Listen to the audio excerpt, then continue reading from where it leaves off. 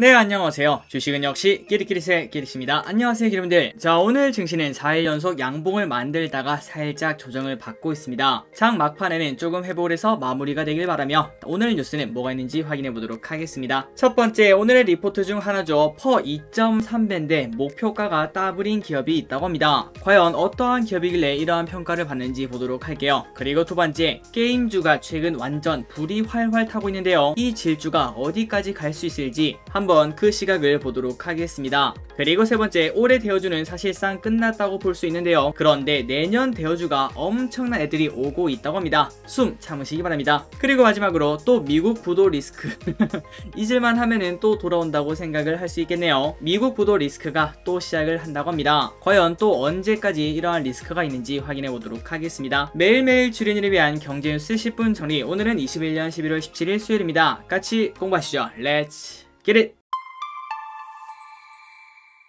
항상 기르분들이 경제 공부를 더 쉽고 더 재밌게 하도록 열심히 노력하도록 하겠습니다. 그리고 들어가기 앞서 좋아요 누르시면 저 기리시 열심히 공부하고 이렇게 자료를 만드는데 매우 큰 힘이 됩니다. 정말 감사합니다. 자, 오늘의 뉴스를 확인해 보도록 하겠습니다. 어젯밤에 어떠한 뉴스가 있는지 보도록 할게요. 간밤 뉴욕 증시는 기업 실적 호조와 10월 소매 판매 지표 개선에 상승을 했다고 합니다. 오늘 우리 장은 조금 좋지 않았는데 하지만 미국은 올랐다고 하네요. 자, 다우존스는 0.15% 상승을 했으며 S&P 500과 나스닥도 각각 0.4%, 0.7% 상승하고 마무리가 되었습니다. 그리고 이렇게 오른 이유는 오늘 현지에서 발표된 10월 소매 판매와 산업 생산, 수출입 물가지수 등 경제지표와 기업 실적 호조 등이 상승 요인으로 풀이가 된다고 합니다. 그리고 다음으로 오늘 신규 확진자 수가 3,000명이 넘었습니다. 3,187명. 그리고 그 중에서 거의 절반에 가까운 1,436명이 서울에서 나왔다고 합니다. 그렇기 때문에 지난 9월 25일 3,270명 이후에 53일 만에 3,000명대로 다시 급증을 했다고 하네요. 자, 여러분들 저 길이 또 비슷한데요. 아마도 경각심이 많이 사라졌을 거라고 생각을 해볼 수 있습니다. 그러나 경각심이 사라졌다고 코로나 증세가 약해지진 않았겠죠. 그렇기 때문에 여러분들 항상 코로나 조심하시기 바랍니다. 그리고 플러스 정부는 코로나19 상황이 의료 대응 체계에 큰 부담을 줄 정도로 위험하다고 판단되면은 일상 회복 위드 코로나를 잠시 중단하는 서킷 브레이커를 발동할 방침이라고 합니다. 최근 유럽에서 확진자가 엄청나게 나오고 있어서 다시 봉쇄를 생각하고 있다고 하는데 우리나라도 그 길을 따라갈까봐 조금 걱정이 되긴 하네요. 그리고 다음으로 내일은 수능입니다. 자, 저 길이 또 수능을 벌써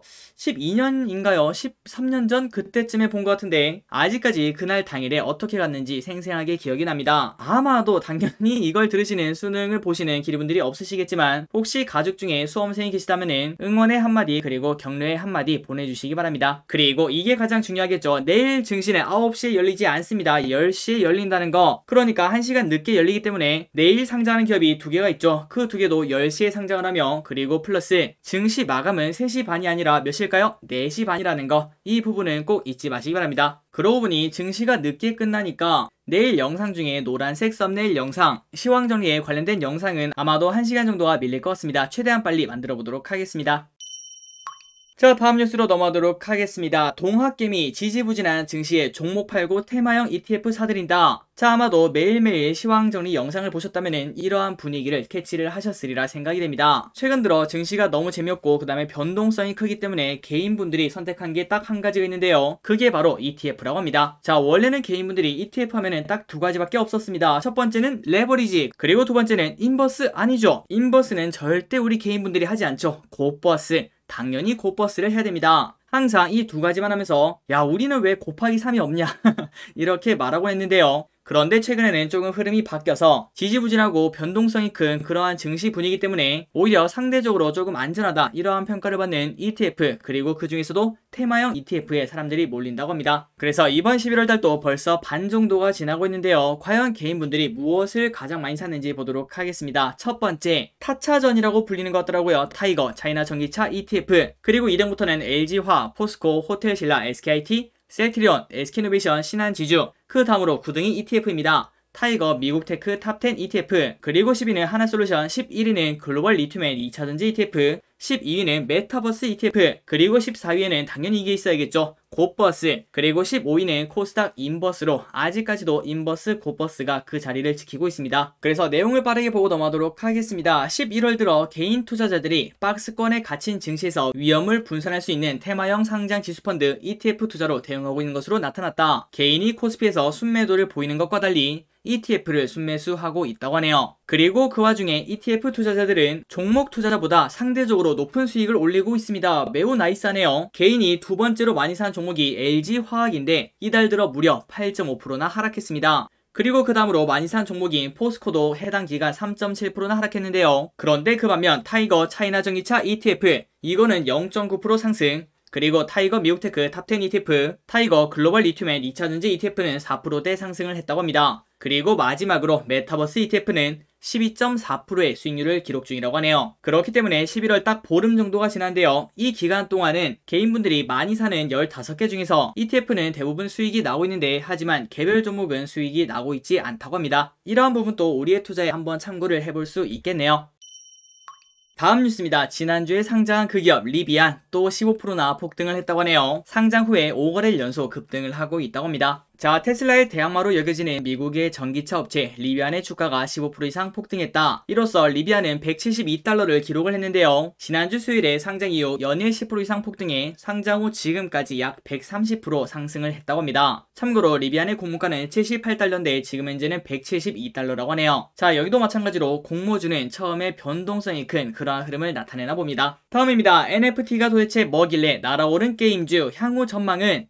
최근 들어 게임주가 정말 많이 오르고 있습니다. 여러가지 이유가 있겠지만 그 이유 중에 하나는 바로 NFT, 대체 불가능 토큰인데요. 이 단어가 게임주에 녹아들면서 엄청나게 주가가 올라가고 있습니다. 자, 참고로 NFT가 무엇인가 봤더니 블록체인 암호화 기술을 활용해서 고유한 표식을 부여하는 신종 디지털 자산인데요. JPG 파일이나 동영상, 음악 이러한 곳에 고유한 표식을 부여해서 원본성과 희소성을 인정받는다고 합니다. 그래서 업계에서는 NFT 시장이 주요 글로벌 기업의 차세대 블루오션으로 주목을 받는다고 합니다. 그런데 업계에서는 최근 게임주가 급등한 것을 놓고 의견이 엇갈리고 있는데요. 일단 NH투자증권을 보도록 하겠습니다. NC소프트는 최근 시장에서 가장 관심이 많은 NFT, 여기에 대한 전략을 발표했는데 이에 대해 긍정적으로 평가한다며 NFT 특성을 활용해 게임사에서는 아이템 소유권을 이용자에게 부여하고 이용자들은 이를 수익화할 수 있을 것이라고 분석을 한다고 합니다. 그리고 그 반면 키움증권연구원은 국내 증시는 NFT, 메타버스, 친환경 순으로 쏠림 현상이 일어나고 있는 상황이라며 해당 테마들이 지닌 성장 스토리가 시장 관심을 끌기에 적절한 것은 사실이나 테마 내 일부 기업들은 아직 사업이나 실적이 실체화되지 않았음에도 폭등세를 보이고 있기 때문에 우려스럽다, 이렇게 지적을 했다고 합니다. 자, 그래서 아마도 많은 기업들이 현재 똑같은 마음이라고 생각을 합니다. 우리가 지금 봤을 때 게임주 저렇게 올라가는 거, NFT 올라가는 거, 메타버스 올라가는 거, 그 이유에 대해서는 우리가 이해를 하고 있죠. 야, 이거는 어쩔 수 없이 우리 미래를 책임질 만한 사업이다, 그러한 생각을 충분히 해볼 수 있습니다. 그러나 그건 알고 있지만 주식을 사는 거는 또 다른 문제겠죠. 아니, 야, 그런데 너무 많이 오르는 거 아니야? 아직까지 실적은 찍히지 않고, 그리고 메타버스 해봤자 아직까지는 완전 초기 단계 아니야. 충분히 이렇게 말할 수 있을 것 같습니다. 그렇기 때문에 쉽사리 투자를 하지 못할 것 같은데요. 그런데 그 와중에 하더니 여기까지 올라와 버렸습니다. 자, 얼마나 많이 올랐나 한번 보도록 하겠습니다. 가장 대표적인 기업 중 하나겠죠. 위메이드. 작년 말 12월 24일 크리스마스 이브네요. 그날 17,226원으로 최저점을 찍은 걸 확인할 수 있는데, 그때부터 지금까지 10배 이상, 지금 가격이 21만원까지 오르는 걸 확인할 수 있습니다. 그러니 10배거가 될 만큼 엄청나게 성장을 했다는 거겠죠. 그래서 지금 안 그래도 장도 안 좋은데 최근 오르는 기업만 보면은 항상 NFT, 게임, 메타버스 이런 기업밖에 오르지 않으니까 오랜만에 포모 증후군을 이렇게 겪으실 거라고 생각을 합니다. 올해 초에 나만 삼성전자 없다면서 그런 식으로 겪었던 거와 마찬가지로요. 자, 그런데 우리 모두 다 이 부분을 알고 있습니다. 언젠가는 이 게임주, 메타버스 이러한 기업들도 하락세를 피하지 못할 거라는 걸요. 그래서 한 예로 KMW라는 기업을 한번 보도록 하겠습니다. 한 2년 전인가요? 그때 5G가 엄청나게 유행을 하면서 이 기업도 주가가 10배 이상 올랐는데요. 하지만 그러고 난 다음에 고점 대비 이미 50% 이상 빠지는 걸 우리가 두 눈으로 볼 수 있습니다. 그리고 올해 초에 잘 나갔던 삼성전자, 그리고 화학에 관련된 기업들, 철강에 관련된 기업들, 그런 기업들도 전부 다 내리막길을 현재 걷고 있는 상황이죠. 그렇기 때문에 우리 모두 다 이 기업이 언젠가는 떨어진다, 이 부분을 알고 있습니다. 그러나 언젠지 모른다는 거, 이게 가장 큰 문제점이라고 볼 수 있겠죠. 그래서 결국 지금이라도 들어가야 되나, 그러한 생각에 빨리 들어가신 분들은 지금 현재 따뜻한 겨울을 보낼 수 있고요. 그리고 그리고 그 반면 결국 미루다 늦게 들어가면은 이게 고점이었구나 이러한 생각에 또 엄청난 손실을 볼 수밖에 없는 상황입니다. 그래서 결국 이러한 질문에 봉착을 하게 되는데요. 한인길이 그러면은 지금 투자를 하라는 거야 말라는 거야? 아니면은 지금 현재 들고 있는데 이거를 팔아야 돼 말아야 돼? 자, 그 부분은 당연히 어느 누구도 점쟁이도 맞출 수가 없을 겁니다. 그렇기 때문에 지금 현재 여기에 투자할 때는 이 부분을 절대 잊으시면 안 될 것 같습니다. 첫 번째, 언제 갑자기 마이너스 5%, 마이너스 10% 이렇게 떨어져도 이상하지 않다. 그렇기 때문에 만약 그렇게 떨어져도 내가 버틸 수 있는 금액으로 투자를 하자. 이 부분을 말씀드리고 싶고요. 그리고 두 번째, 자, 오른쪽을 보시면은 KMW, 그리고 이거 말고도 다른 기업들을 보면 마찬가지인데요. 올라갈 때는 이렇게 무섭게 올라가지만 내려갈 때도 변곡점을 딱 거치고 난 다음에 미친 듯이 내려가기 시작합니다. 언젠가는 그 부분에 도착을 할 수 있는데요. 그때 절대 이거 좀 아까운데 좀 다시 올라가지 않을까? 이러한 생각에 섣부른 물태우기나 아니면은 기약 없는 기다림, 이러한 투자 방법은 절대 피해야 된다는 거. 몇몇 기업들은 향후 몇 년간 돌아오지 않을 고점일 수도 있다는 거. 이런 부분은 꼭 생각을 해보셔야 될 것 같습니다. 그렇기 때문에 지금 현재 기리분들 여기에 관련된 투자를 진행하실 계획이 있으시거나 아니면은 투자를 하시는 중이라면은 이 두 가지를 꼭 잊지 말고 투자를 진행하시기 바랍니다. 자, 다음으로 넘어가도록 하겠습니다. 내년 공모주 시장 벌써 들썩. 저 길이 또 벌써 배가 고픈 그런 생각이 듭니다. IPO 최대어 LG엔솔 1월에 상장할 예정이라고 하네요. 올해 국내 IPO 시장에서 조단위 픽들이 잇따른 가운데 내년에도 굵직한 대어들이 출격을 앞두고 있습니다. 특히 공모 시장의 최대어로 꼽히는 LG에너지솔루션의 등판으로 최근 시들해진 IPO 열기가 다시 살아날지 주목이 된다고 하네요. 자, 한국거래소에 따르면 현재 유가증권 시장본부는 LG에솔의 상장 예비 심사를 진행을 하고 있습니다. 그래서 내년 1월 말에 코스피 상장이 전망이 된다고 하고요. 그리고 플러스 내년 상반기에는 LG에너지솔루션 외에도 현대오일뱅크, 현대엔지니어링, CJ올리브영, 카카오모빌리티, SK쉴러스, 원스토어, 쓱닷컴, 컬리, 오아시스, 이러한 대형 공모주가 기다리고 있기 때문에 매우 기대가 되는 상황이라고 합니다. 자, 내년에도 치킨 지원금을 받기 위해서 저 기릿이 또 열심히 공부를 하도록 하겠습니다. 자, 다음입니다. 그냥 알고 넘어가시면 될 것 같아요. 올해 겨울 외투는 짧거나 아니면은 크거나. 자, 아래 보시면은 원래는 우리가 항상 롱패딩을 입었죠. 그런데 최근 들어서 다시 숏패딩이 유행을 끌고 있다고 합니다. 그리고 플러스 숏패딩이 아니라면은 아예 큰 코트, 오른쪽에 보이는 거의 아빠 코트 같은 그러한 코트가 올해는 유행이 될 수 있다고 하네요. 그래서 기분들도 혹시 옷을 사러 가시거나 혹은 밖에 나갔을 때 사람들이, 그리고 젊은 사람들이 어떻게 입고 다니는지 그런 것들도 관심 있게 볼 필요가 있다고 생각합니다. 다음 뉴스를 소개해 드리도록 하겠습니다. 그런데 일단 매우 안타깝습니다. 자, 오늘 아침에 이런 뉴스가 나왔는데요. 추억의 싸이월드 메타버스와 함께 다음 달 17일 다시 열린다. 그래서 저기리스는 아직까지는 싸이월드가 어느 정도 성장할지 모르기 때문에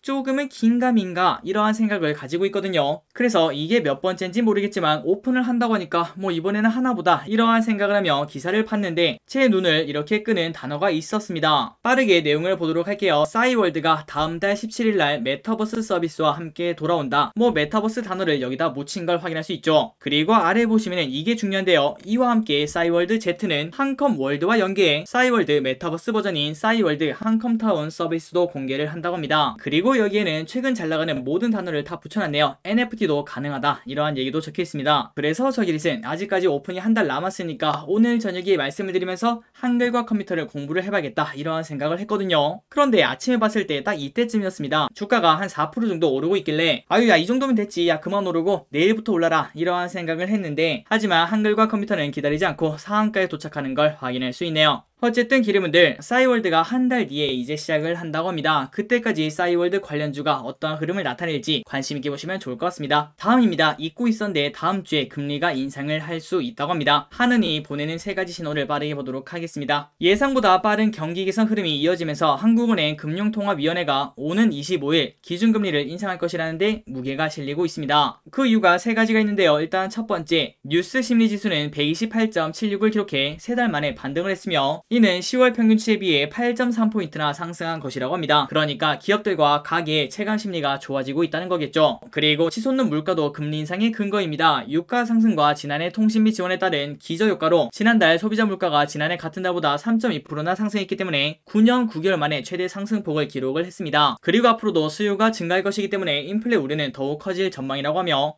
마지막으로 가계부채가 국내 총생산 GDP 대비 최대인 것도 고려 요인이라고 합니다. 국제금융협회 보고서에 따르면 올해 2분기 세계 37개 나라의 GDP 대비 가계부채 비율을 조사한 결과 한국이 104.2%로 가장 높았는데요. 우리나라에 이어 홍콩 92%, 영국 89.4%, 미국은 79.2%인데 GDP보다 가계부채가 더 많은 나라는 우리나라밖에 없었다고 합니다. 그래서 이런 것들을 종합한 결과 다음 주에 금리가 오를 확률이 꽤나 높다고 합니다. 다음입니다. 지난달에 매우 시끄러웠던 그 뉴스, 이제 이번 달에도 또 나타났습니다. 옐런 미국 재무장관 부채 한도 협상 데드라인 12월 15일로 연장. 제닛 옐런 미국 재무부 장관이 부채 한도 규모 협상 기한이 12월 15일까지 늘어났다고 전한 것으로 확인되었습니다. 그래서 재무부가 12월 15일까지 인프라 법안의 세부 사항인 고속도로 신탁 기금에 1180억 달러를 이체해야 된다면서 이체 전까지 부채 한도를 늘리지 않을 경우에는 디폴트 사태가 또 발생할 수 있을 것이라고 경고를 했다고 합니다. 그리고 디폴트가 만약에 일어난다면 전 세계적인 경제 재앙이 발생할 것이라며 미국 달러의 위상도 위태로워질 수 있다, 이렇게 말했다고 합니다. 자, 아직까지는 우리가 크게 신경 쓰지 않아도 될 것 같습니다. 12월 15일 이 날짜만 알고 계신 다음에 그때까지 어떠한 흐름이 나오는지 지속적으로 팔로우 해보도록 하겠습니다.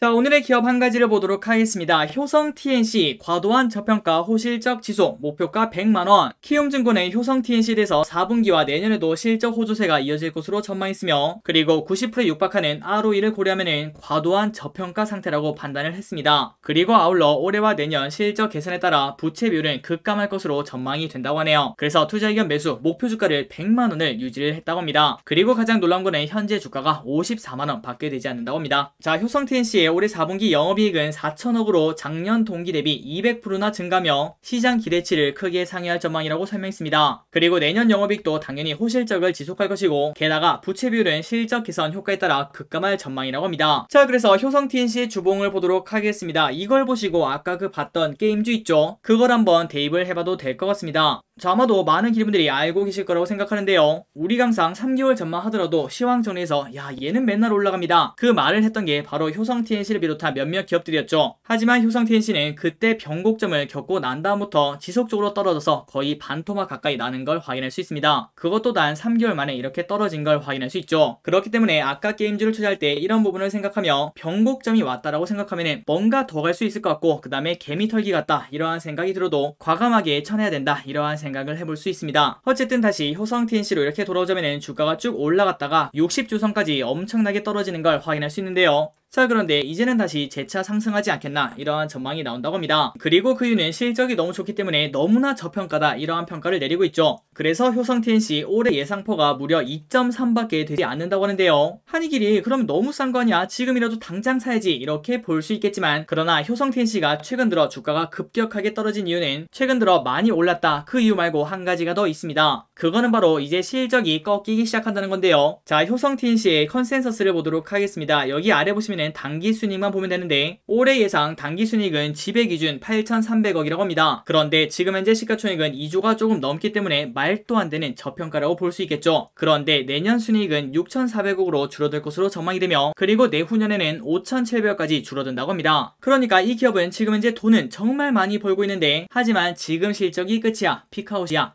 이러한 얘기가 나온다는 거겠죠. 그러니 여러분들이 만약에 효성 TNC에 투자를 하신다면 장기적으로 한 몇 년 들고 갈 거야, 이러한 생각보다는 단기적으로 나는 딱 몇 프로까지만 보고 이렇게 들어가 있어, 그런 식으로 일단 내년 실적 전망이 더 정확해질 때까지는 트레이딩 전략을 사용하시는 게 조금 더 유리하지 않겠나, 이러한 생각을 해봅니다. 자, 여러분들 효성 TNC 한번 공부해보시기 바랍니다. 오늘의 경제뉴스 여기까지 끝났습니다. 오늘도 이렇게 같이 공부해주셔서 진심으로 감사드리며 내일은 수능이라는 거 잊지 마시기 바랍니다. 지금까지 기대셨습니다. 빠이요.